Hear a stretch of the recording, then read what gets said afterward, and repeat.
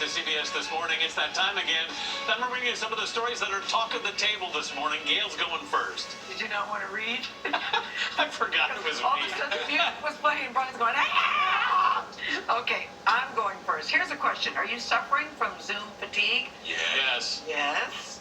Then you might like Jane Frazier's idea. Who is Jane Frazier, you ask? She is the CEO of Citigroup, and she told her staff the other day that she is banning internal video calls on Fridays to help workers set boundaries. In a memo, she wrote this: the blurring of lines between home and work and the relentlessness of this pandemic workday have taken a toll on our well-being.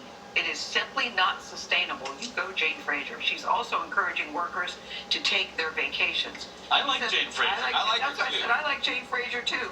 She said it isn't good for you. It isn't good for, and ultimately not good for Citibank. And also, a return to any kind of normal is still, she said, a few months away.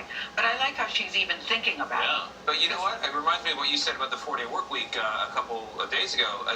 This is going to be good for productivity at Citigroup. Yes. Likely. Yes. All right, I would like to elevate into the national television broadcast conversation an internet dispute over what, to some eyes, appears to be shrimp tails in a box of Cinnamon Toast Crunch. Now, I do have a solution to this dispute, but first, here's the background. Okay. Jensen Karp, a man in LA, posted this picture to Twitter on Monday.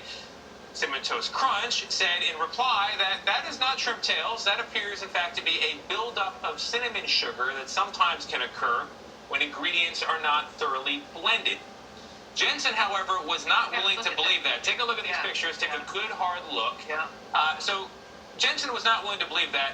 He wrote in reply to the good people at Cinnamon Toast Crunch, "These are cinnamon-coated shrimp tails, you weirdos."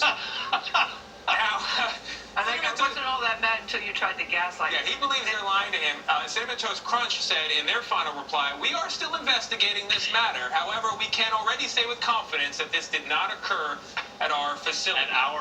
So we have a dispute here. It's a cereal said, man said situation. Well, they appear to be acknowledging that that's strange, whatever it is. It is strange. But it does look like shrimp tail. But did he taste it? Just taste it. I don't believe he did. Now, they want him to send the sample into General Mills to test it, but he doesn't trust them. So my solution, Mr. Karp, is to send it to an independent body known as CBS News. We will taste and test and conclude. And by we, you mean you. I mean me. Or possibly Anna Warner, who's our consumer investigative correspondent. We have a shrimp tail testing lab?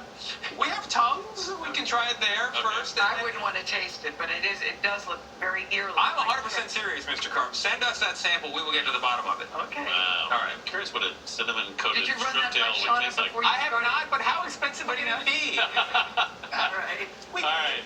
Sesame Street has introduced 2 new black Muppets to address race and racism.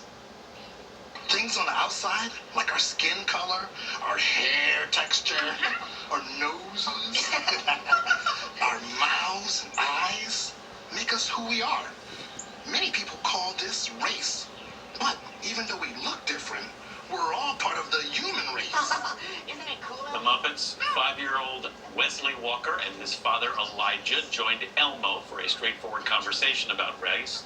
The clip is part of a new digital content series produced by Sesame Street called The ABCs of Racial Literacy. I love this. I love it. I think it might surprise some people because the Muppets were always different colors, blue, red, green, whatever, and you didn't think race was an issue. But this is a different approach for them. And what happened apparently is after last summer, with all the racial unrest around the murder of George Floyd, someone from Sesame Street said, we collectively as an organization decided the only way we could go about dismantling racism was by being bold and explicit. We need to define racism for 3-year-olds. Who is going to address this but Sesame Street? Exactly. That was the way their approach. Hate is taught, so that would be great for them to see that. We are now turning